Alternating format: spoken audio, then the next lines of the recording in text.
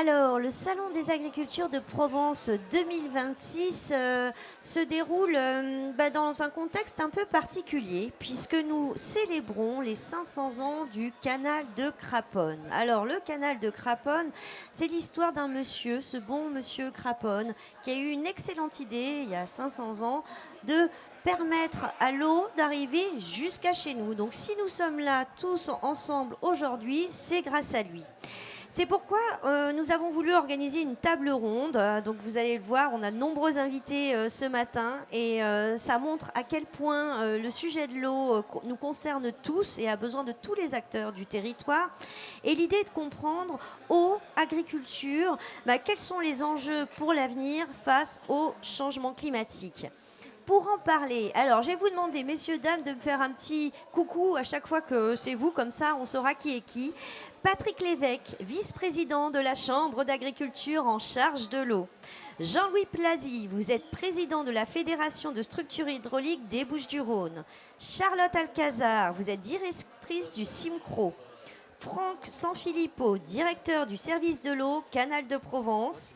Antoine Beaufillon, vous êtes directeur du Canal du Congrès et garde-canal. Pascal Sauter, directrice concession EDF. Je n'ai pas oublié un mot, c'est bien ça? Parfait. Philippe Robert pour la commission exécutive de la Durance. Et Didier Tron, directeur du comité du Foin de Crau. Voilà, on avait besoin de vous rassembler tous pour pouvoir dérouler un petit peu cette histoire de l'eau. Et on va commencer avec vous, Patrick, pour tenter de comprendre quelle est la place de l'agriculture dans les Bouches-du-Rhône et notamment de cette agriculture irriguée et qui vit grâce à l'eau. Alors si vous pouvez nous faire un petit panorama, quelques chiffres. L'idée, c'est qu'on ait une petite photographie. Oui, écoutez, bonjour à toutes et bonjour à tous. Donc, puisqu'on parle d'agriculture, on y est en plein dedans, puisqu'on est au Salon des agricultures. Donc, une agriculture des Bouches-du-Rhône très diversifiée, puisqu'on a l'ensemble des filières qui sont représentées.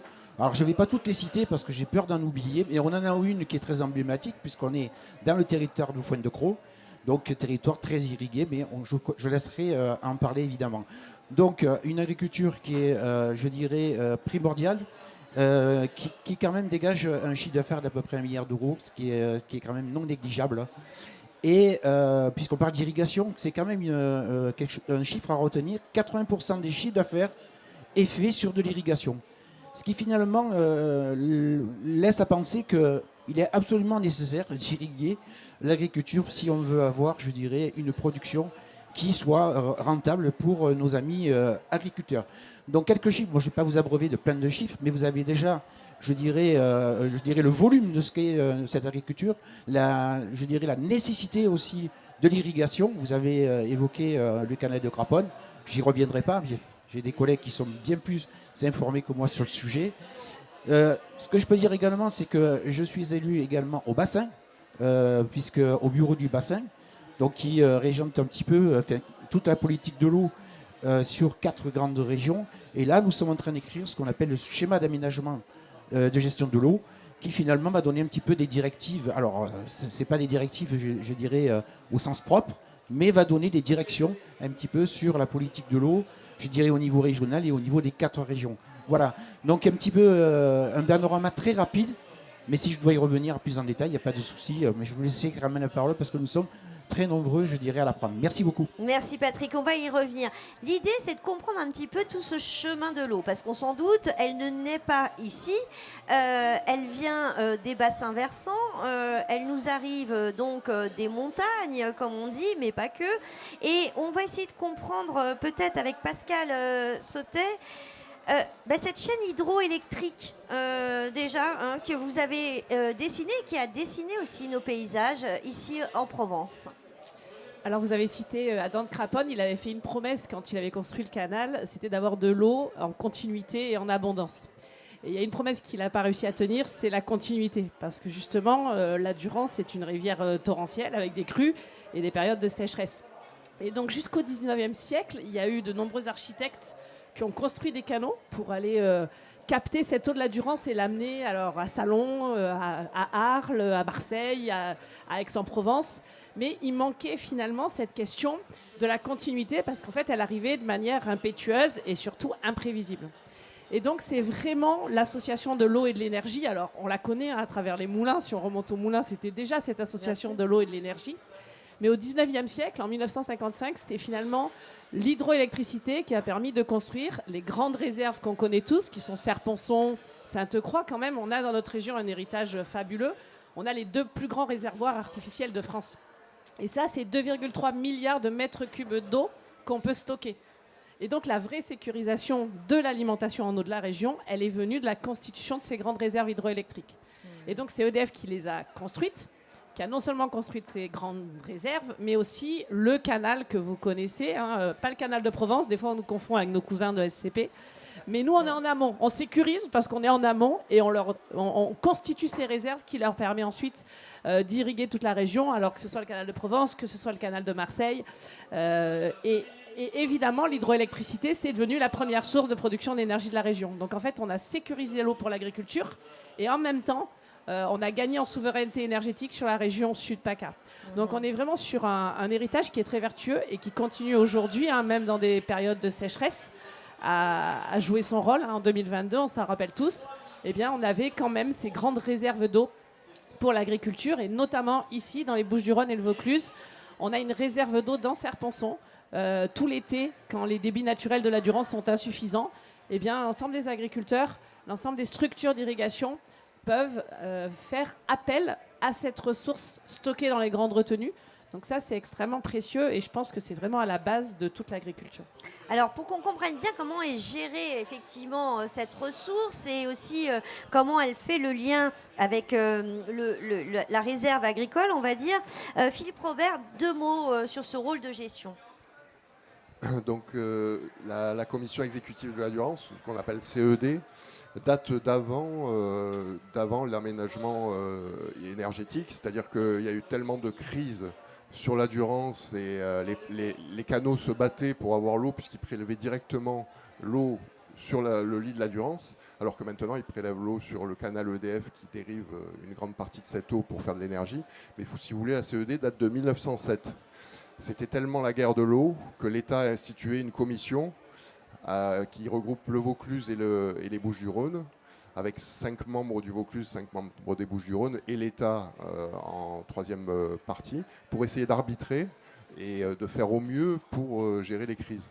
Donc avant des années 60, avant les barrages, en fait on gérait la pénurie, c'est-à-dire que chaque canal avait un droit d'eau, et équitablement, on essayait de répartir la pénurie, ce qu'on fait toujours, mais avec une marge de manœuvre supérieure aujourd'hui, qui est les réserves que nous avons, notamment la réserve de Serre-Ponçon, qui correspond à peu près à 1/5 ou de 200 millions de mètres cubes, qui sont réservés pour faire tampon au moment où l'eau se fait rare, c'est-à-dire de juillet à septembre, et où les arrosages agricoles sont super importants.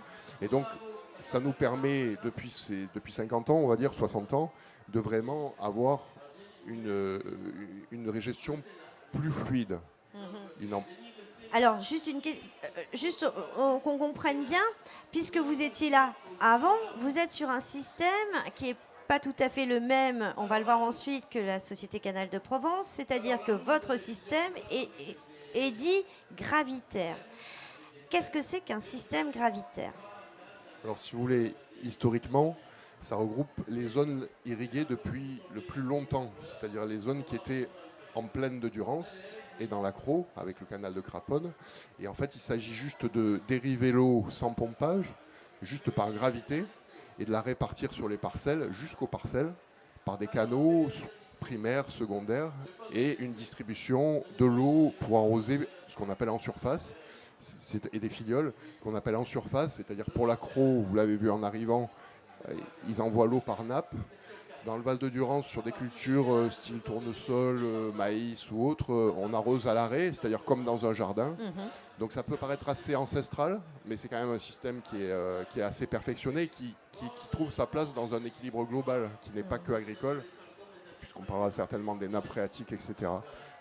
Donc la majorité de la CED, qui est à peu près 70 000 hectares de cultures irriguées, de Orange jusqu'à Istres, on va dire, en gros, la grande majorité est encore en système gravitaire, ce qui n'est pas immuable non plus.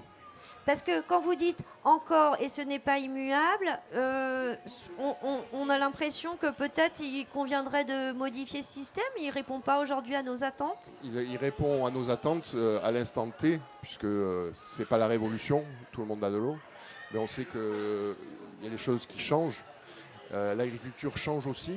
Et par exemple, le Nord, c'est-à-dire Vaucluse, ont déjà des cultures comme les vignes qui s'arrosaient à la marge, mais qui s'arrosaient quand même en gravitaire, qui sont en grande majorité en goutte à goutte. Les arbres aussi. Donc il y a des mutations agricoles qui font qu'il y a des changements d'irrigation. Pour le foin de Cros, ça sera bien différent, puisque pour l'instant, il n'est pas question du tout d'arroser autrement que par gravitaire.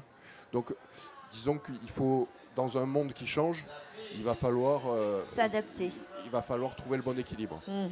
Alors, Société Canal de Provence, Franck Sanfilippo, vous êtes aussi dans cette chaîne, hein, vous êtes tous indispensables. Quelle est la spécificité du Canal de Provence et comment elle intervient? Alors, par rapport à tout ce qui vient d'être dit par mes collègues, finalement, nous sommes donc un des maillons de la chaîne, voilà, et nous sommes dans une logique qui est une logique de complémentarité avec toutes les autres infrastructures hydrauliques qui existent. Mais la base de tout ça, finalement, c'est cette culture du partage de l'eau en Provence, qui est très ancienne, depuis de nombreuses années, depuis quelques siècles aussi, je crois il faut le dire. Et le fait que, comme l'a dit Pascal Sautel, le fait qu'il y a eu ces aménagements hydroélectriques avec donc ces retenues de stockage, ça a permis de protéger de manière supplémentaire, je dirais, le territoire provençal par rapport à la sécurisation de l'accès à l'eau.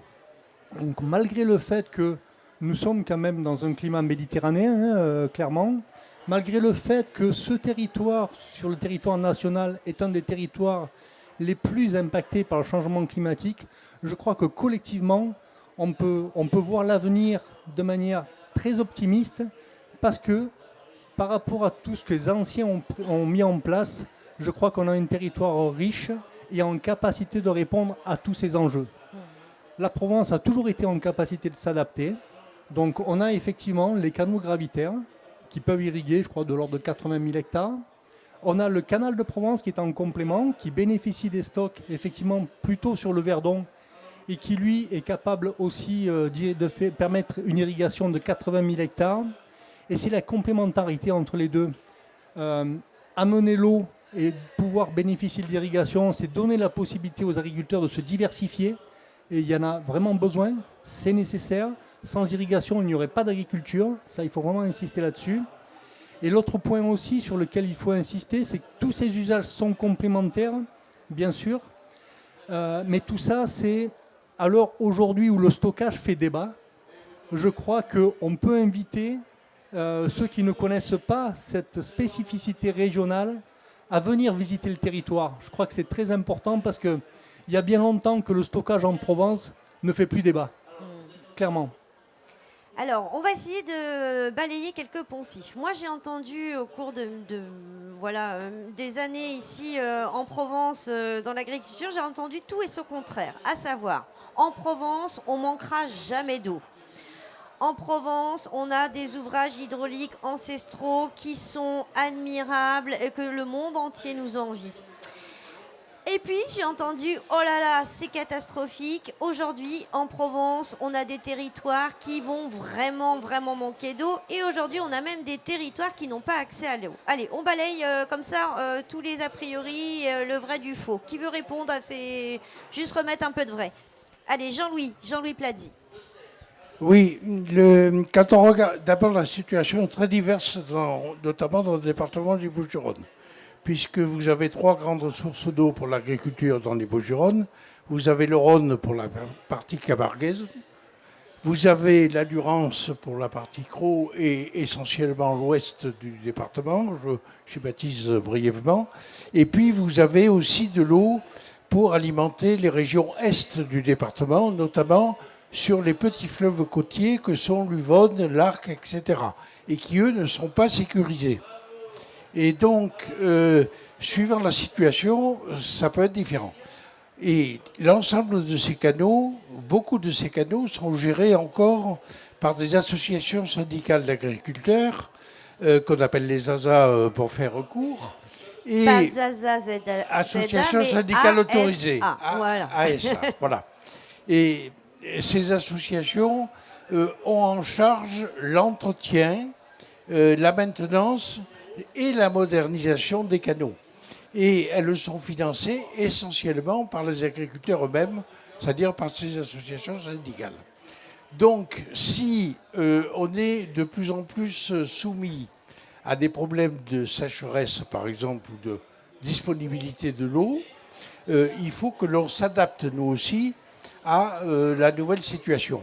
Et c'est pour ça qu'on a mis en place, et il vient d'être terminé, un schéma directeur de les structures hydrauliques des Bouches-du-Rhône, pour essayer de voir comment on peut s'organiser entre nous pour pérenniser l'œuvre de Craponne, j'allais dire, et faire qu'elle continue à marcher au-delà des décennies et des siècles comme elle le fait aujourd'hui. Voilà. Alors le gros problème que nous avons là-dessus, c'est qu'aujourd'hui le coût de l'entretien des canaux est essentiellement supporté par l'agriculture et que, comme on a de moins en moins d'agriculteurs, vous le savez, et que la situation financière des exploitations agricoles est délicate, eh bien on a du mal à arriver à boucler les fins de mois et on ne peut pas augmenter de façon constante le prix de mise à disposition de l'eau, puisque même si l'eau est gratuite en tant que matière première, le fait de l'amener à disposition a un coût. Il faut entretenir ces canaux, les moderniser, remplacer les équipements vieillots. Aujourd'hui, on a l'électronique pour la gestion des barrages, des martelières, etc. Tout ça, ça a un coût. La façon de gérer les canaux aussi est davantage technique aujourd'hui. Donc peut-être Antoine pourra en dire un mot, mais le rôle d'un garde-canal n'est plus simplement comme il y a 50 ans, la pelle et la fourche pour gérer le canal, c'est plus suffisant. Donc tout ça, il faut en tenir compte et évoluer. Donc on le comprend, aujourd'hui finalement cette question de l'eau, elle est un petit peu dans les mains des agriculteurs qui l'entretiennent, qui la financent, etc. Et effectivement le monde change. On va juste revenir effectivement sur ce métier qui est peu connu, garde-canal, avec Antoine Bouffillon. Nous expliquer juste très concrètement comment ça fonctionne, quelle est votre mission ? Alors donc moi je suis garde-canal et directeur du canal du Congrès, qui est le deuxième canal en débit sur la Crau, qui dérive environ 9150 litres secondes à 100% de sa dotation. Et donc du coup mon boulot, mon travail au quotidien, c'est de réguler ce flux d'eau de manière équitable, on va dire, et par rapport à des droits d'eau que soit les propriétaires détiennent, au travers donc de leur participation à une ASA ou à une ASP, c'est-à-dire association de propriétaires. Donc ça, c'est mon travail. Vous êtes financé par qui ? Votre boss, c'est qui votre boss ? Vous en avez ? Alors, bien évidemment, donc il y a un président donc, du canal avec un bureau, donc un peu comme un conseil d'administration. Et donc du coup, mon canal, moi, prend l'eau au niveau de l'Union Boisgelin-Craponne, qui est un canal qui ressemble un peu à un canal donc, de l'EDF, qui a été notamment à l'époque, dans les années 60, créé et financé une partie par l'EDF, où il y a les différents canaux de Crau qui partent de là. Et en fait, nous, on est financés, ce sont les agriculteurs via les ASA et via leurs cotisations qui fait tourner le canal. Donc c'est mon travail de réguler au quotidien, selon bien évidemment un calendrier des irrigations. Et bien évidemment, nous avons des dotations intermédiaires en intersaison qui peuvent donc monter crescendo donc, du mois de mars jusqu'au mois de mai où on arrive à 100% de notre dotation. Et pareil, à l'atterrissage de la saison, donc à la fin de l'irrigation, de la période d'irrigation qui nous, donc comme je vous le rappelle, peut démarrer début mars, terminer fin septembre. C'est-à-dire donc là au moment où on a la période et là où on a le plus besoin d'en eau. Et pareil, donc l'atterrissage, comme je vous dis, est aussi dégressif. C'est-à-dire qu'à partir du 1er septembre, on va avoir notre dotation qui va être réduite à 80, puis après 60, toutes les quinzaines. Voilà, donc moi, mon travail, c'est ça, c'est de réguler et d'envoyer ça. Donc moi, mon canal, il a un peu une particularité, en fait. C'est parce qu'en fait, je délivre de l'eau, certes, à des agriculteurs ou à des propriétés, comme là, le domaine du Merle, qui a 140 hectares de prairies. Il a une prise directe sur mon canal de 300 litres seconde. Et c'est grâce à ces 300 litres seconde qu'on irrigue. Mais moi, après, j'ai d'autres canaux à qui je délivre des quantités, des volumes plus importants, d'autres ASA. Donc en fait, j'ai affaire à d'autres gardes qui, eux, derrière, donnent l'eau à la parcelle. Donc en fait, c'est un principe pyramidal. On démarre de l'agriculteur à sa parcelle qui a la vanne dans sa prairie, et après, petit à petit, ça remonte. Et en fait, c'est tout un cheminement d'informations. Et qu'on m'indique, je veux plus d'eau aujourd'hui, ou réduis-moi, il y a eu un orage. Parce que vous savez, on a un climat méditerranéen, il peut faire 10 mm à Saint-Martin-de-Crau, comme il peut faire 0,5 à Salon. Donc voilà, c'est mon boulot, c'est ça. Alors justement, on va en parler. Qu'est-ce qui s'est passé en 2022? Qui peut m'en parler? Allez, Patrick. Oui, donc en 2022, évidemment, on a eu une sécheresse très importante. Ça permet finalement d'évoquer le sujet, d'élargir un petit peu le débat finalement sur la gestion de l'eau, mais aussi sur la possibilité aussi d'avoir de l'eau. Donc qu'est-ce qu'on est en train de faire un petit peu aujourd'hui? C'est d'évaluer un petit peu par territoire. Là, j'élargis un petit peu le débat. Quelles sont les possibilités, quelles sont les capacités, quelles sont les réserves, je dirais, qu'elles soient, je dirais, dans les barrages, mais aussi dans les nappes phréatiques, etc. Et tout le travail que nous avons à faire par rapport à 2022, il a déjà commencé dans l'ensemble des structures gestionnaires, d'ailleurs, on n'a peut-être pas évoqué le sujet sur le fond, de savoir comment on va répondre, je dirais, dans l'avenir, dans les 25 ans à venir ou dans les 50 ans à venir, je dirais, au réchauffement climatique. Il y a 3 sujets de fond, finalement, c'est j'économise, je fais du transfert d'eau ou je fais du stockage. Et je crois qu'il faut avoir à l'esprit ces 3 solutions qui finalement peuvent répondre à 2022, où finalement on a eu... alors on a dit qu'on a manqué d'eau, mais finalement on a su gérer encore cette eau-là, même en 2022. Voilà. Et on s'est déjà adapté par rapport à 2022. Donc si on a de l'avance, je terminerai par là, si on a de l'avance, je dirais, en région Provence-Alpes-Côte d'Azur, par du département, mais parlons de la région, c'est justement parce qu'on y a pensé. Mais ce qu'il faut garder, cette avance-là, et donc on est toujours en train de réfléchir comment nous allons continuer à gérer d'une façon plus efficiente la disponibilité de l'eau que nous allons avoir dans les 25 ans ou dans les 50 ans à venir. Voilà. Alors on va y venir sur tous ces sujets de fond. Les mains se lèvent, mais je voulais qu'on continue un peu ce tour de table. Ça nous permet de comprendre qui est qui et qui fait quoi. Allez, Charlotte. Je voulais, Charlotte, profite. qui dirige le CIMCRO. Donc le CIMCRO, c'est le syndicat des nappes de l'Accro. L'Accro, c'est un territoire sur lequel nous sommes aujourd'hui entre les Alpilles, les Tentes-Berre et la Camargue, grosso modo, une grande plaine côtière. Moi, je voulais revenir sur ce qui était évoqué ce matin, notamment la gestion de la rareté de l'eau, qu'on a abordé essentiellement sous l'angle de l'irrigation et des besoins agricoles.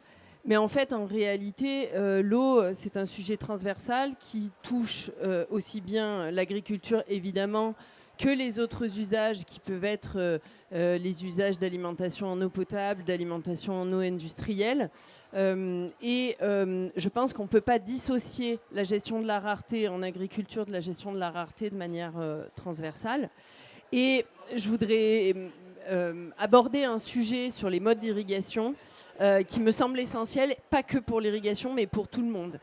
Dans le monde aujourd'hui, 80% de l'irrigation agricole est assurée par gravité, c'est-à-dire que la technique la plus utilisée dans le monde aujourd'hui, c'est l'irrigation gravitaire qui est pratiquée en basse Durance et évidemment en CRO.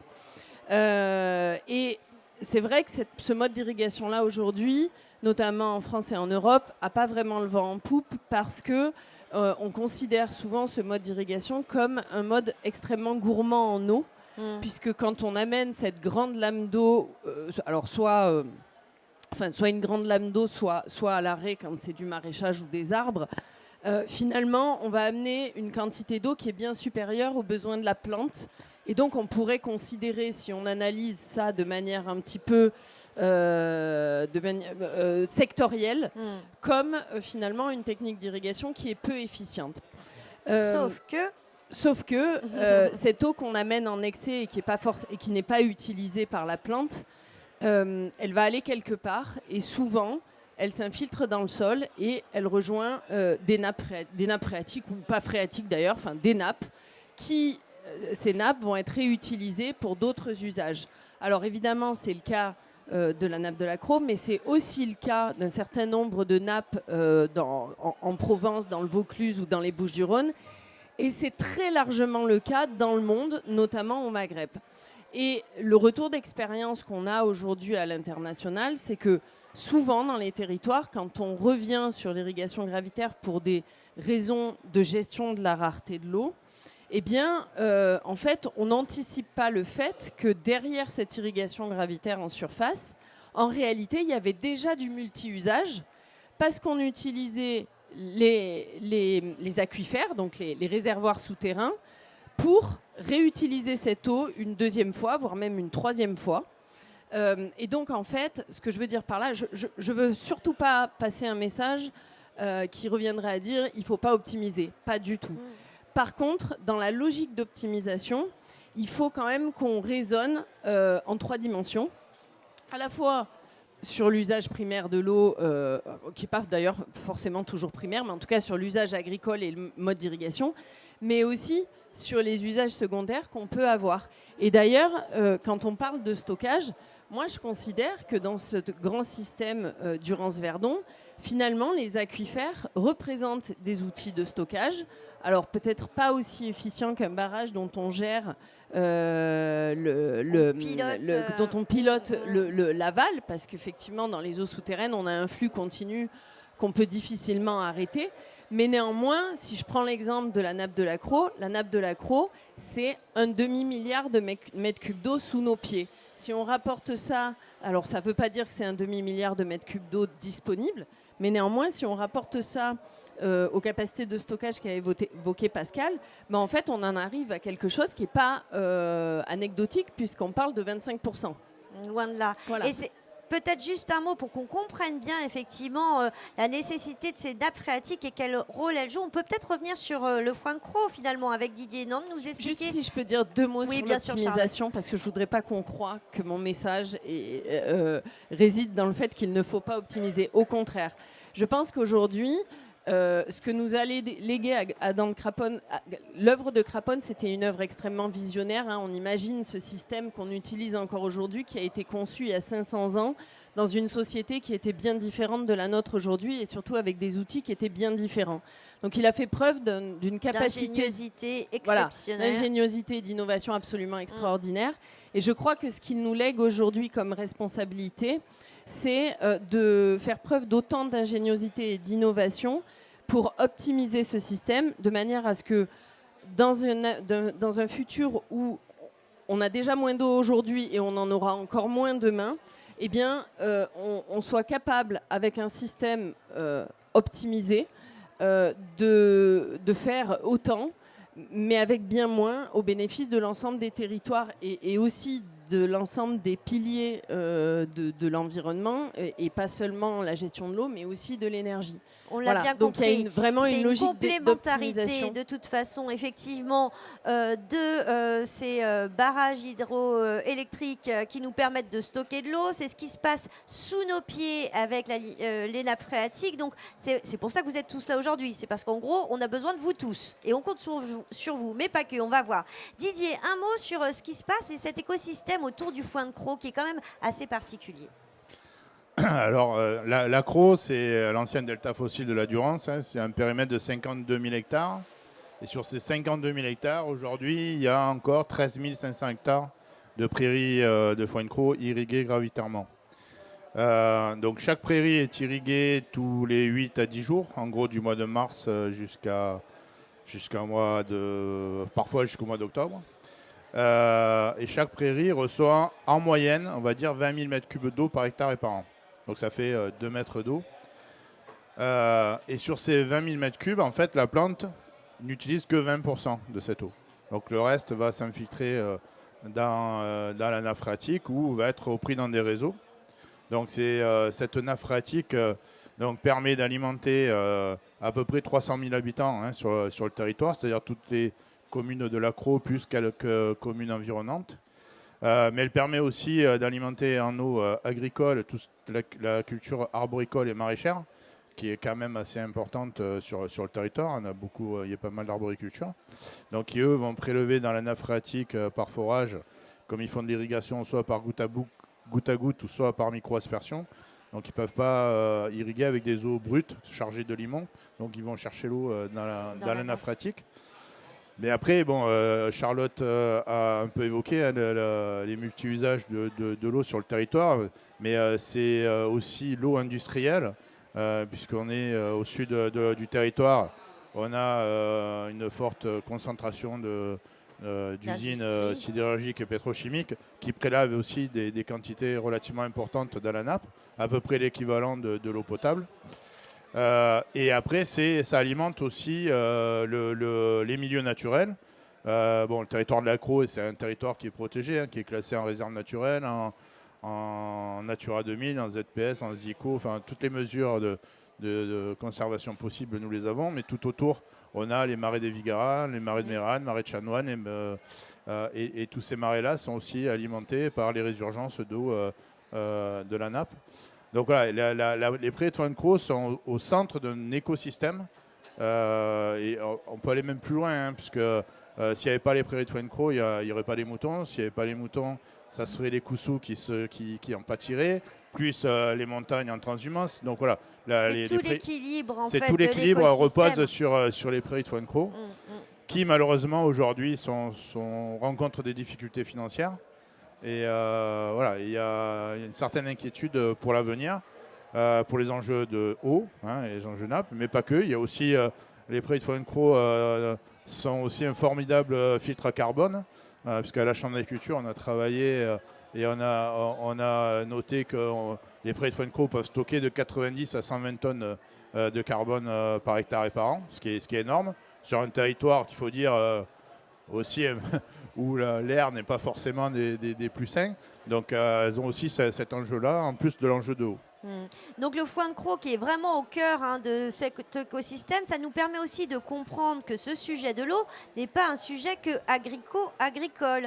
C'est-à-dire que tout le monde bénéficie de l'industriel aux citoyens, parce que parfois on croit que c'est magique. Hein. On tourne le robinet, on ne se pose jamais la question d'où vient l'eau, par où elle est passée, qui la paye, qui la paye, on a la facture d'eau, mais en fait l'eau est gratuite, il faut le rappeler. L'eau, ce qu'on paye, ce sont le maintien des ouvrages, si je ne m'abuse, Franck. Oui, je voudrais compléter ce qui a été dit tout à l'heure par rapport à 2022, ce qui s'est passé. C'est effectivement 2022, c'est l'année de la prise de conscience qui montre que quand même, malgré tout, nous avons quelques situations de vulnérabilité. Après, quand on parle de la sécheresse de 2022, il faut aussi se rafraîchir la mémoire. Ce n'est pas que 2022, puisque c'est une sécheresse qui a duré jusqu'à juin 2023. Donc on s'est retrouvé avec 18 mois de sécheresse. C'est pas rien, on l'a vu notamment dans les situations que nous avons rencontrées. Et au niveau du bassin versant, il faut savoir qu'en juin 2023, il a plu 2 semaines. Et en 2 semaines, le bassin versant a permis effectivement de renouveler tous ses stocks en 2 semaines. Donc par rapport à ce qu'on disait tout à l'heure, on bénéficie aussi d'un bassin versant qui est résilient et qui est en capacité effectivement de réagir très rapidement aussi par rapport à des phénomènes extrêmes, donc des pluies. Et du coup, c'est ce qui va se passer avec le changement climatique. Alors 2022, maintenant quand on se projette sur les problématiques avec le changement climatique, c'est que les experts le disent, les analyses prospectives le montrent, c'est qu'effectivement 2022 qui a été 2022-2023 très significatif, c'est ce qui va se passer de manière un peu plus fréquente et un peu plus régulière en 2050, grosso modo. Mais le bassin, il a réussi. Ce qui concerne le canal de Provence, 2022, sur les 250 millions de stocks, là où on prélève en général, on vient déstocker entre 30 et 35%, nous avons déstocké 50%. C'est à la fois beaucoup, mais peu, parce que ça montre qu'il restait aussi 50% supplémentaires. Et donc du coup, l'enjeu par rapport au changement climatique, puisqu'il va y avoir de plus en plus de phénomènes extrêmes, moi j'en situerai 3. Le premier, c'est collectivement qu'on soit en capacité d'assurer la pérennité de tous ces ouvrages hydrauliques. Je crois que ça, c'est essentiel. Alors, comment on y travaille? Le deuxième, c'est la capacité aussi à continuer à sécuriser le territoire, parce qu'il y a encore, malgré tout, des points de vulnérabilité, notamment pour l'activité agricole. Ça, c'est le deuxième sujet. Et donc, du coup, par rapport à ça, comment on le gère au canal de Provence avec le multi-usage? Donc, nous avons des notions de solidarité entre usages. Il faut savoir que chaque année, pour l'entretien et le renouvellement, c'est 1/3 des recettes du service de l'eau, 30 millions d'euros par an qui sont réinvestis pour l'entretien des ouvrages. Et ensuite, c'est la capacité à investir avec un programme d'aménagement et d'investissement qui est ambitieux, qui est à hauteur de 750 millions d'euros sur les 15 prochaines années. Donc, monter en puissance des investissements, continuer effectivement à appuyer sur la nécessité de renouveler les ouvrages, et tout ça sur la base d'un multi-usage où, sur le prix effectivement du service, nous avons une notion de solidarité entre les usages et les particuliers contribuent à payer aussi pour l'agriculture.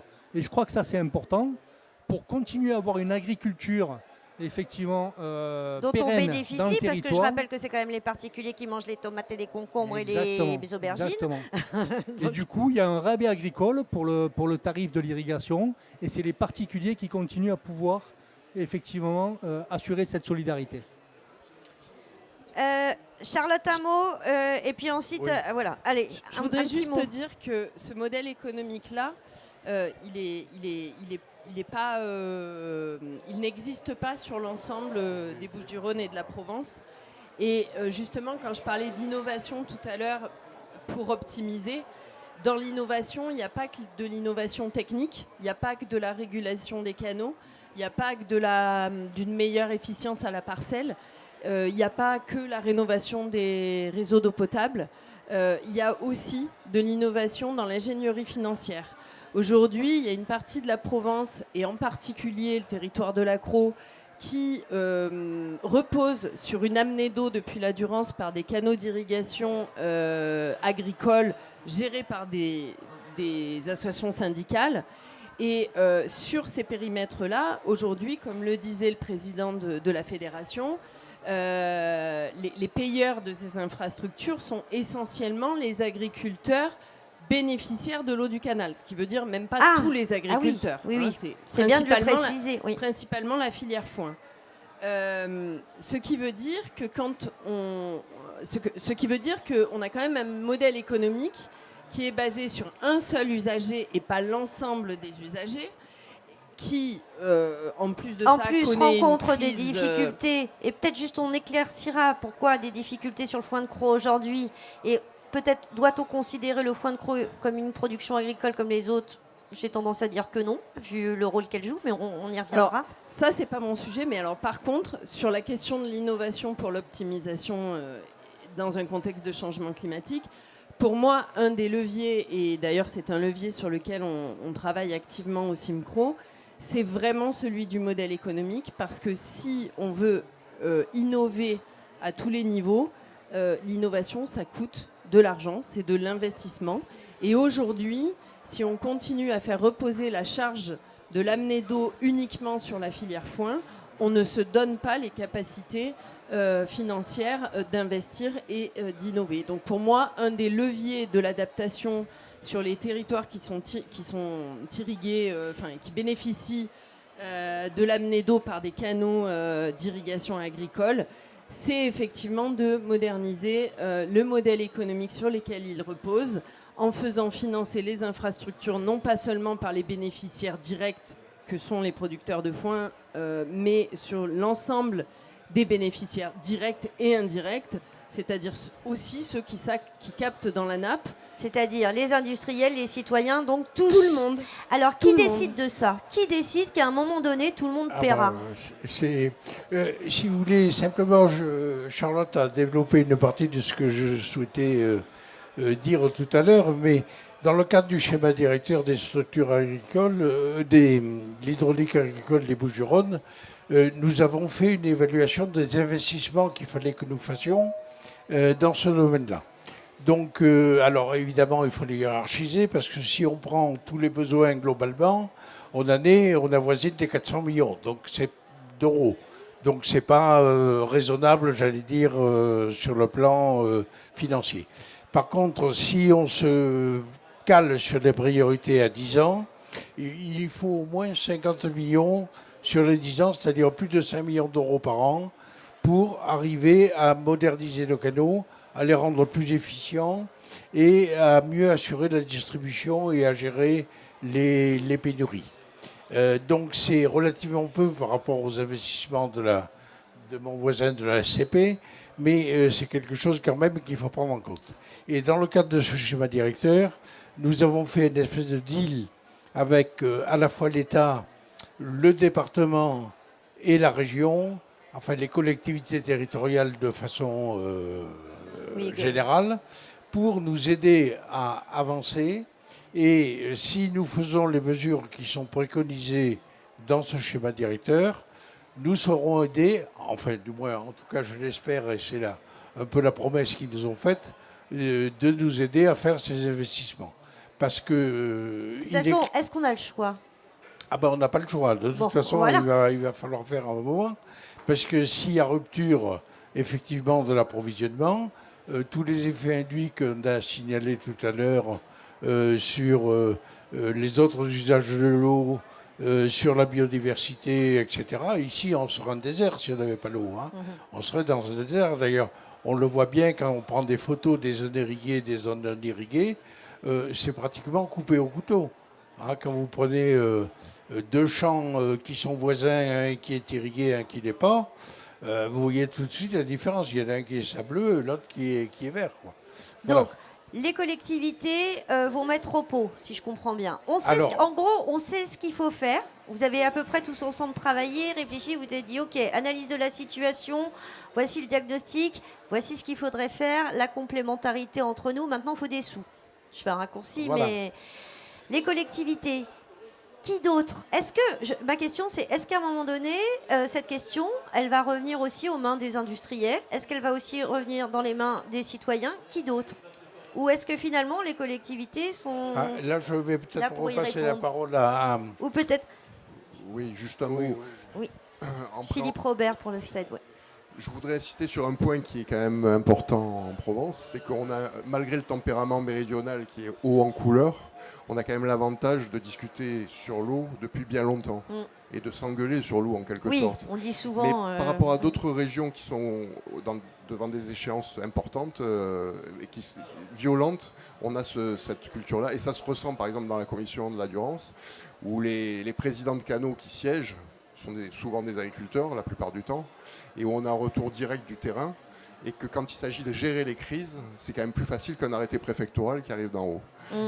Et donc cette concertation et ce dialogue autour des pénuries d'eau, il est aussi riche de l'humain qu'on y met et de nous acteurs du territoire. Après, sur les solutions et le chiffrage des solutions, il y a plein de moyens, il y a plein de niveaux d'intervention. Ça va de l'agriculteur qui répartit bien son eau, même s'il est en gravitaire.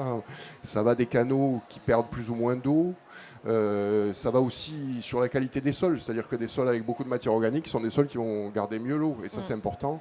Lutte contre l'érosion. Après, nous, à notre niveau, c'est-à-dire au niveau plus macro, les investissements qu'on va mettre pour moderniser la distribution, qu'elle soit gravitaire ou qu'on change de système, on va être soutenu, je pense, par les pouvoirs publics en général, puisqu'il y a des fonds qui sont quand même dédiés, que ce soit des fonds d'État européens ou régionaux, pour ces choses-là, bien que ce soit des budgets importants. Après, ce qui restera, c'est aussi le prix de l'eau et du service à l'agriculteur et à chaque acteur. Oui. C'est-à-dire que on a deux modes d'irrigation dominants, plutôt l'aspersion canal de Provence, qui consomme beaucoup moins d'eau, mais dont le prix de revient à la parcelle est bien supérieur. Donc il ne s'agit pas de dire on va moderniser, on met les sous pour, si l'agriculture après ne peut pas le supporter. Donc ça sera toujours un équilibre entre la valeur ajoutée agricole. Vous n'allez pas pouvoir, sur du foin de croc en crise ou sur des grandes cultures en crise, ce sera difficile d'augmenter les taxes. Donc tout ça, c'est un équilibre assez subtil. Pour ce qui me concerne, il me semble qu'il faudra trouver, comme toujours, un compromis, c'est-à-dire peut-être multiplier, même sur un même territoire, différents modes d'arrosage. Peut-être des cultures qui vont muter aussi, parce que là, ça sera bien plus difficile pour l'accro, puisque mon voisin, il va me dire, mais sur un sol épais comme ça, je ne vais pas pouvoir faire des patates. Mais je veux dire, sur d'autres secteurs, il y a des mutations de cultures qui vont forcément avoir lieu aussi. Et donc tout ça, ça va faire un patchwork qu'il va falloir organiser. Et pour ce qui est des financements, par contre, c'est vrai qu'il est hors de question que l'agriculture seule, ou les fonds agricoles seuls, soutiennent cet effort massif qu'il doit y avoir. Ça, Ah il faut oui. trouver la bonne péréquation. Et alors, je vais vous poser une question, je ne sais pas si j'ai le droit de la poser, mais c'est pas grave. Pourquoi on n'a pas des représentants justement du monde industriel? Alors, je ne considère pas EDF comme l'un des représentants, je pense à d'autres, hein. Ici, autour de cette table, en discussion avec vous. Est-ce qu'aujourd'hui, puisque ce que vous nous dites, c'est que ce sujet, finalement, qui est porté par les agriculteurs, doit être aujourd'hui partagé par tous. Est-ce que vous avez réussi à vous adresser aux autres, à tous, et à les faire rentrer dans cette boucle? Didier? Oui, bon, ils n'ont pas été invités aujourd'hui, mais je pense que les industriels, notamment, je parle du Grand Port Maritime de Marseille, Oui. sont conscients des enjeux, puisqu'ils siègent déjà au CIMCRO, hein, Charlotte peut en témoigner. Ils y sont depuis quasiment le début. Ils sont, donc ils sont membres déjà actifs du intégrés. CIMCRO. Ils font partie aussi du futur SAGE qu'on est en train de mettre en place. Je crois qu'ils sont très très conscients des enjeux qu'il y a.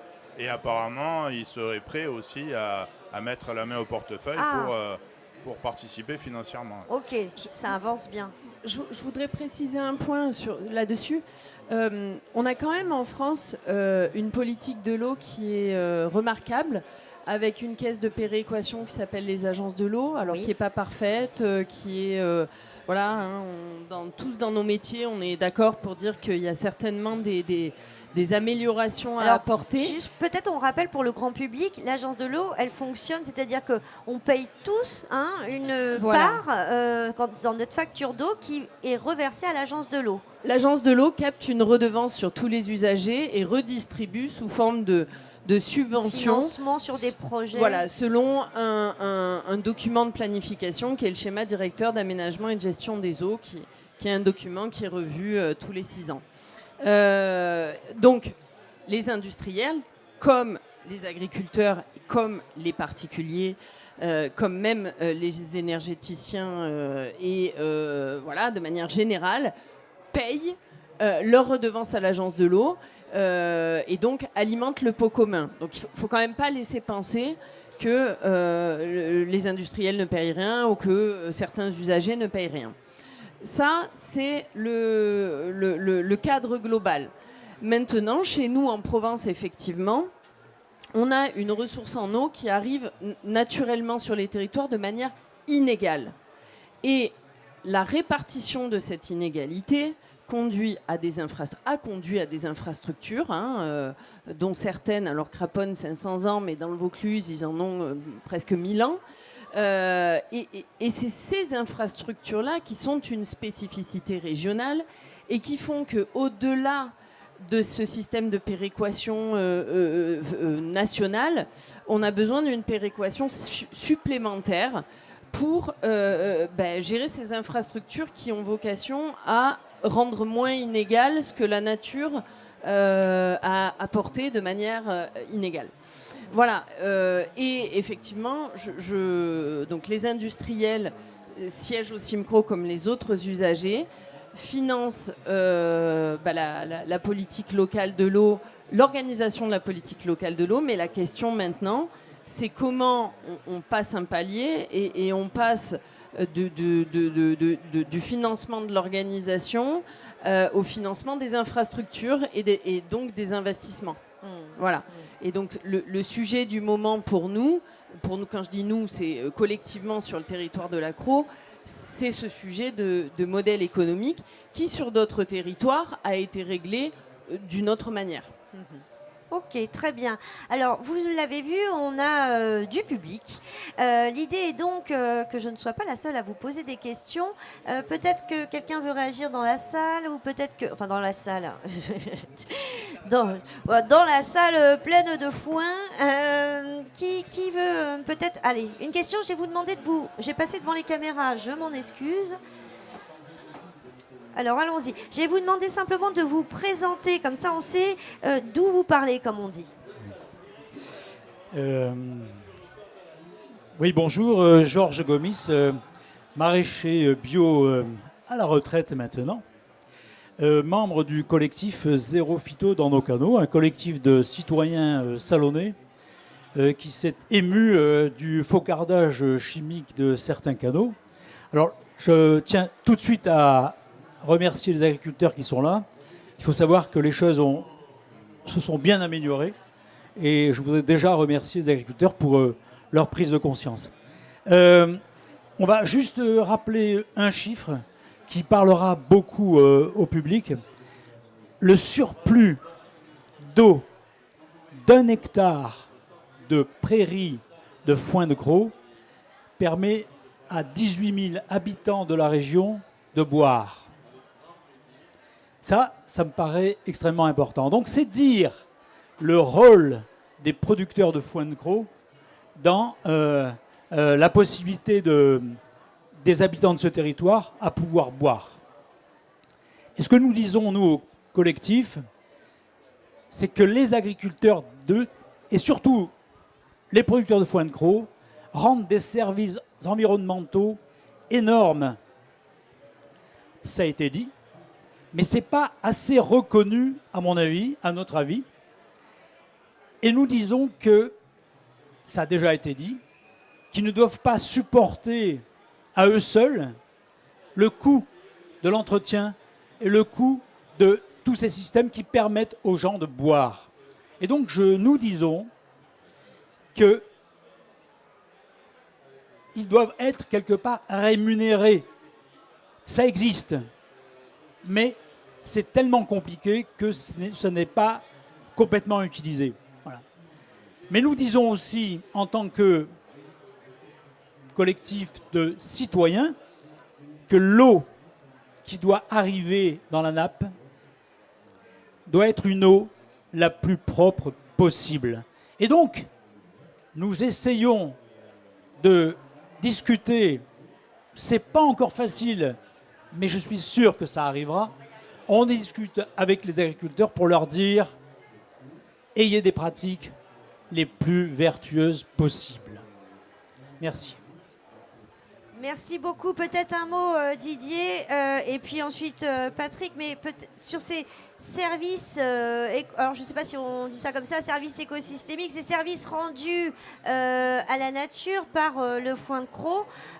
Effectivement, c'est pour ça que je disais tout à l'heure, est-ce qu'on doit considérer le foin de Crau comme une production agricole comme les autres? Est-ce que ce service, on sent bien que vous êtes le maillon essentiel dans cet écosystème. Est-ce qu'aujourd'hui, il est suffisamment reconnu, suffisamment aidé? Et puis on reviendra ensuite sur la question des pratiques agricoles en amont. Alors aujourd'hui, il y a deux mesures de soutien aux producteurs de foin de Crau. C'est des mesures agro-environnementales, donc qui passent par ce qu'on appelle des MAEC, qui passent par la PAC.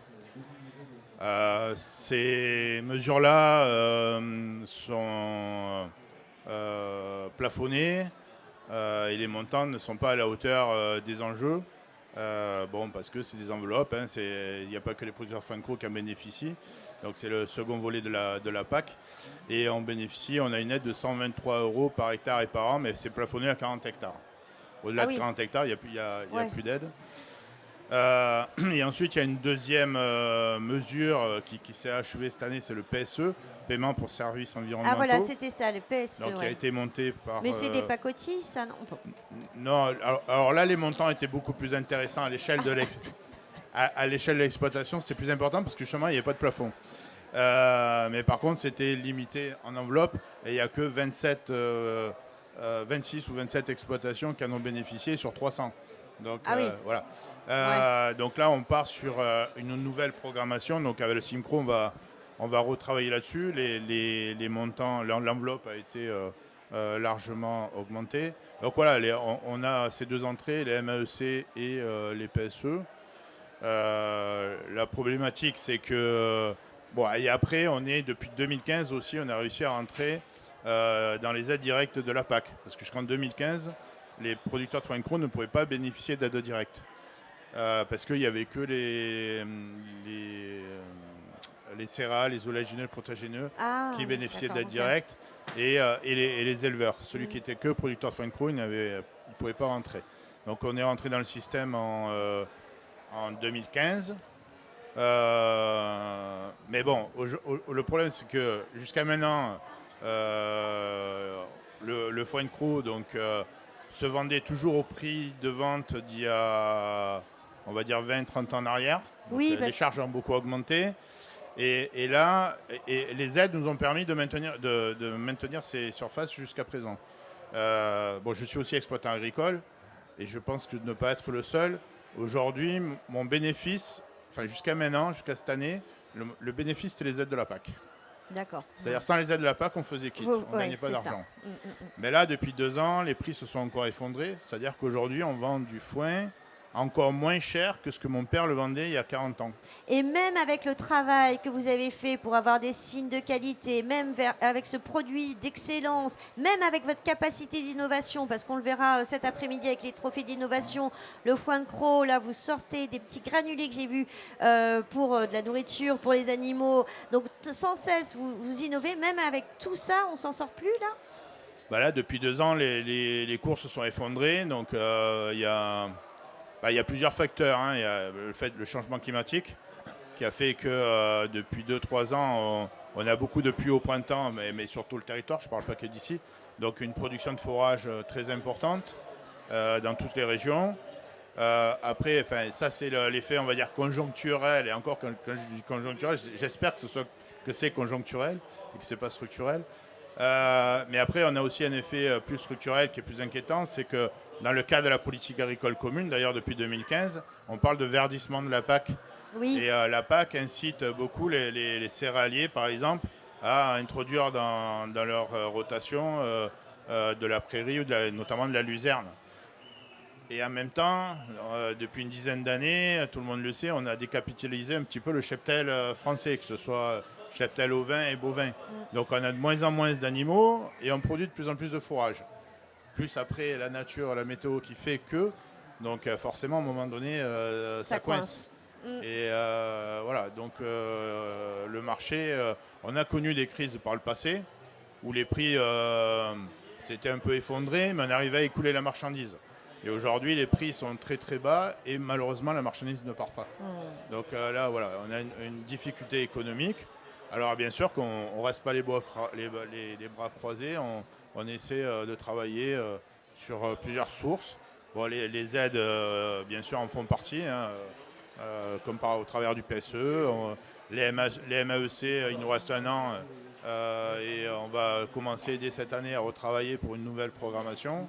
Voilà, on ne reste pas les bras croisés, on essaie il ne reste pas les bras croisés au foin de croc, ça je peux en témoigner. Et j'ai adoré cette dernière innovation avec les petits granulés qu'on verra cet après-midi. Charlotte, pour le Simcro, un mot sur le foin de croc. Alors, sur le foin de croc, peut-être pas. Non. Sur le foin de croc, peut-être pas, mais sur les PSE, oui. Donc, les PSE, c'est un dispositif d'aide agricole un petit peu innovant qui a été créé au départ à Paris, par Haute-Paris, en France, et puis approprié ensuite par les fameuses agences de l'eau dont on a parlé. Et effectivement, donc nous, on a bénéficié, on a été lauréat d'un appel à projet expérimental de l'agence de l'eau qui nous a permis de tester ce dispositif d'aide, comme l'a dit Didier, sur 26 exploitations sur la Crau pendant 5 ans. Alors, effectivement, c'était 26 exploitations, mais on était sur un dispositif expérimental. L'idée, c'était de voir si ça marche. Et le principe, c'est de dire, on avait auparavant des aides qui étaient fondées sur une logique de moyens. C'est-à-dire qu'on demandait aux exploitations d'investir dans des moyens et puis on ne regardait pas tellement les résultats. Le PSE, la logique, c'est de passer de la logique de moyens à passer à la logique de résultats. Donc en gros, on va évaluer les performances environnementales d'une exploitation au temps zéro, au début du programme. Et puis, on va demander au chef d'exploitation quelles sont les améliorations qu'il veut apporter chaque année.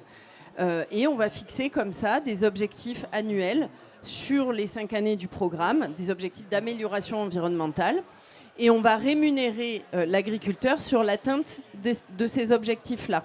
D'accord, mais ça veut dire, alors pardon, je suis peut-être béotienne, mais ça veut dire que c'est à l'agriculteur de faire la démonstration, par exemple, de la captation de CO2, c'est à l'agriculteur de faire tout ça, d'apporter la démonstration de ces résultats? Non, en fait, c'est à l'agriculteur de faire de l'agriculture. Mais par peur. contre, nous, on va récupérer des données qu'il va nous fournir, qui va nous permettre de calculer des indicateurs de performance, et on va regarder le maintien ou le gain sur ces indicateurs et rémunérer l'agriculteur en fonction de ses performances. Très bien. Voilà, donc là, juste pour dire, on a terminé effectivement cette expérimentation. On est reparti dans un cycle de PSE qui, cette fois-ci, n'est plus expérimental, avec de nouveaux financeurs. Alors, l'Agence de l'eau, évidemment, mais également les 3 intercommunalités. Alors, c'est une originalité. Je crois qu'on est l'unique territoire du bassin Rhône-Méditerranée à avoir réussi à embarquer toutes ces intercommunalités dans cette deuxième salve. Et alors, pour le moment, en termes de montant, ce sont des parts relativement faibles. Mais pour moi, par rapport à tout ce qu'on a dit depuis tout à l'heure sur la nécessité de moderniser ce modèle économique, c'est un message très fort. Ça veut dire que l'ensemble des intercommunalités sur le territoire de l'Accro ont accepté de rentrer dans le dispositif. Et pour moi, c'est vraiment un marqueur assez fort. Et puis également des fonds de la CNR qui vont nous aider à boucler la boucle sur un programme financier qui est quand même doublé par rapport à la première enveloppe. Donc c'est sûr que ça ne répondra pas à tout, mais on s'inscrit quand même dans une démarche d'amélioration sur un temps qui est relativement court. Et puis je voulais Alors comme on parle du temps, je vais donner la parole à Patrick Lévesque. Pardon Charlotte, mais il faut vraiment qu'on garde un peu notre timing. On va revenir à vous ensuite. Je voudrais quand même un mot, pardon, je suis obligée, c'est un rôle pas facile, mais je l'assume. Je voudrais juste qu'on revienne sur la question qui a été soulevée sur la qualité de l'eau et de tout ce qui pouvait se passer finalement sur les bassins versants, tout ce chemin de l'eau. Patrick, un mot sur les pratiques agricoles. Oui, merci. D'abord, je voudrais rassurer le collectif Zéro Phyto. Nous avons une parfaite potabilité de l'eau, je dirais même au niveau régional. Donc il n'y a pas de souci de ce côté-là. Pourquoi ? Parce que nous avons surtout des filières toutes vertueuses, puisqu'on fait un gros travail. On peut parler du foin de Cros, mais on peut parler aussi des autres filières qui ont fait un gros travail justement sur la réduction des produits phytosanitaires en général. Je peux également évoquer le fait que notre stage est très proche d'être à la signature, ce qui veut dire que finalement l'ensemble des participants, qu'ils soient industriels ou qu'ils soient associatifs ou qu'ils soient aussi de l'agriculture, puisqu'il y a 169 représentants au bassin en général et 5 agriculteurs d'ailleurs pour représenter l'agriculture. Donc il faut élever la voix quand même pour se faire entendre. Nous sommes très proches d'une signature, ce qui n'est pas le cas, je dirais, des autres bassins qui sont en train de repousser justement la signature. Ce qui prouve qu'à travers, je dirais, les programmes de mesure qui ont été faits, font en sorte que le résultat est que nous avons une parfaite potabilité de l'eau. Donc pas d'inquiétude de ce côté-là, pas d'inquiétude, je dirais, dans l'immédiat sur la quantité, pas d'inquiétude aussi dans l'immédiat sur la qualité, je dirais, qui ne peut que s'améliorer. Juste une question aussi, nous avons pris la question du focardage, j'ai entendu le terme, par produit phytosanitaire. Au niveau de la chambriculture, nous sommes en train de mettre en place un robot, nous avons quelque part inventé un robot qui va désherber les canaux. Donc il est en stade d'expérimentation. Bon, il est capable de désherber à peu près 500 mètres linéaire à 1 heure de canot. Il est autonome et la première version était je dirais la première version c'était une version qui avait quelques difficultés. Aujourd'hui c'est une version qui fonctionne avec des LED, donc on ne met pas le feu aussi, je dirais, à la campagne. Voilà. Donc on devrait arriver à résoudre cette problématique là, je dirais, assez rapidement. Voilà. Très bien. Je vais donner la parole aussi à Franck pour la Société Canal de Provence. Vous vouliez intervenir? Oui, je voulais intervenir sur la qualité de l'eau parce qu'on a beaucoup parlé de solidarité tout à l'heure sur l'aspect quantitatif, mais sur l'aspect qualité de l'eau, je pense que tous les usages bénéficient aussi d'une bonne qualité de l'eau et du coup ils doivent tous contribuer. Je voudrais juste illustrer ça par un exemple que nous avons mis en place à la SCP. Donc on a parlé tout à l'heure des agences de l'eau, puisque une partie des redevances donc payées par la facture donc remonte au niveau des agences pour des actions de protection de la ressource, de la qualité de la ressource. Mais en plus donc sur le canal de Provence, donc l'eau provient du parc naturel régional du Verdon. Et il faut savoir qu'on a mis en place des actions de solidarité, c'est-à-dire que dans la facture eau de la SCP, il y a aussi une partie de ce montant payée par tous les usages, que ce soit les industriels, les particuliers, l'usage domestique et l'irrigation. qu'on redistribue en subvention au niveau du parc naturel régional du Verdon pour les aider à mettre aux normes les stations d'épuration pour la qualité des rejets de l'eau dans le parc. Très bien. Bon, j'essaye de faire une répartition de la parole qui soit équitable. Elle ne l'est pas. Si on était lors d'un débat politique, vous ne l'êtes pas du tout. Bon, mais ça va, personne ne se sent frustré. Si tel est le cas, vous me le dites. On a une question dans la salle. Monsieur, présentez-vous. Oui, bonjour. Jean-Pierre Jacquet. Je suis président de l'association Au Top Cro, qui est une association qui a émergé du fait de la prise de conscience de la valeur du système de l'accro en termes d'externalité environnementale et sociale aussi. Et je me demande si on a fait une simulation de l'impact de l'arrêt du foin de Cros. Qu'est-ce que ça donnerait si le foin de Cros devait s'arrêter ou se réduire à peau de chagrin? Est-ce qu'on connaît les conséquences environnementales, économiques, sur la gestion de l'eau, etc., sur le fait que c'est aussi une réserve stratégique finalement? Voilà. Merci. Très bonne question. Charlotte, allez. Alors, je suis désolée, je monopolise un peu la parole. Donc effectivement, nous, on a simulé l'impact de l'arrêt de cette recharge artificielle sur la nappe de l'Accro. Donc, grosso modo, en fait, on remet en question 90% des usages de l'eau sur le territoire de l'Accro en arrêtant la recharge artificielle. Donc ça, c'est 90% en volume. Et on remet en question à peu près 75% du prélèvement dans les territoires. C'est-à-dire qu'on n'a plus que 25% du territoire qui peut capter dans la nappe seulement 10% des volumes que l'on sort aujourd'hui. Voilà grosso modo les ordres de grandeur. Alors ça, c'est du quantitatif.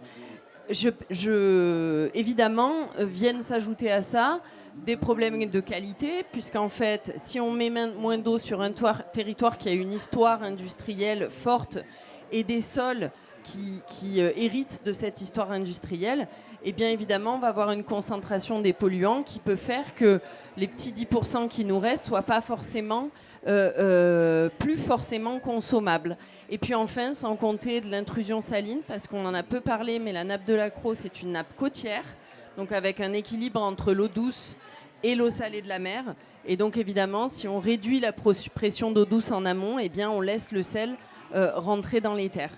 Voilà, donc en quelque sorte, il faut quand même se souvenir que l'habitabilité de l'Accro, elle est relativement l'habitabilité durable, la sédentarité sur l'Accro, elle est postérieure à l'amenée d'eau par craponne.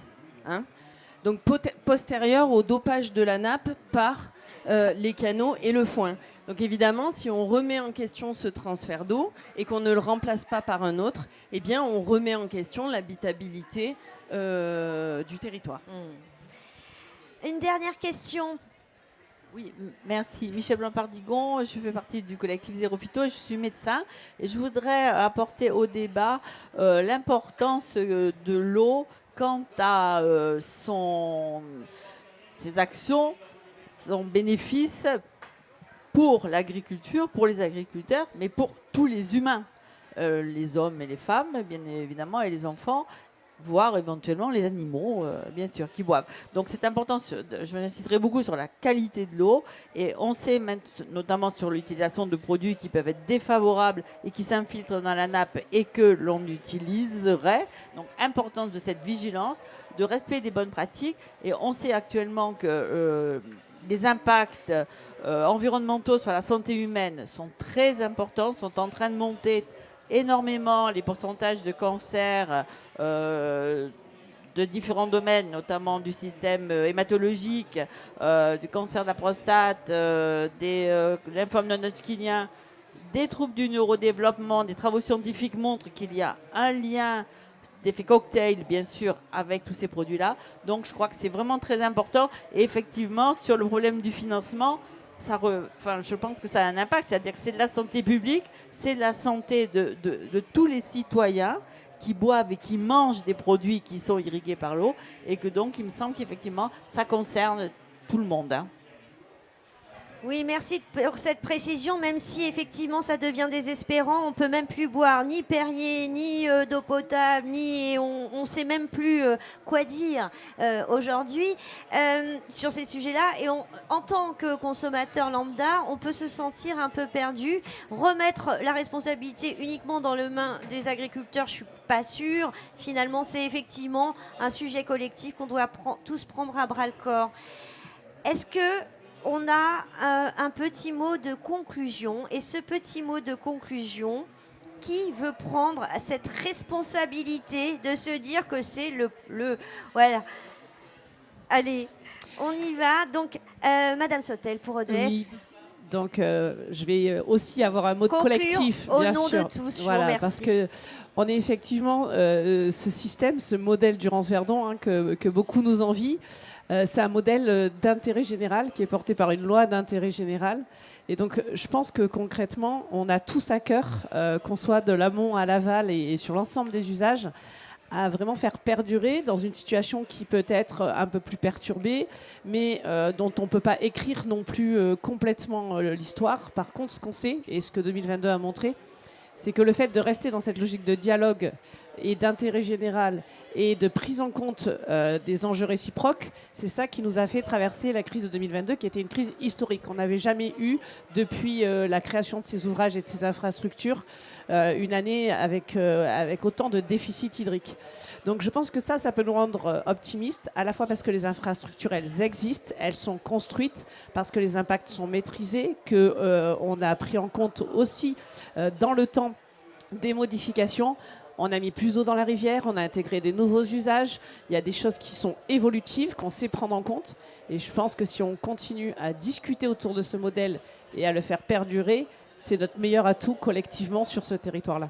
Eh bien, merci beaucoup, merci à tous, merci pour votre travail collectif, et je fais un petit big up quand même à Lauriane Morel de la Chambre d'agriculture qui a organisé cette table ronde, et à Marie-Hélène Bonfillon qui porte ce sujet avec son cœur et son âme. On l'en remercie. Merci à tous.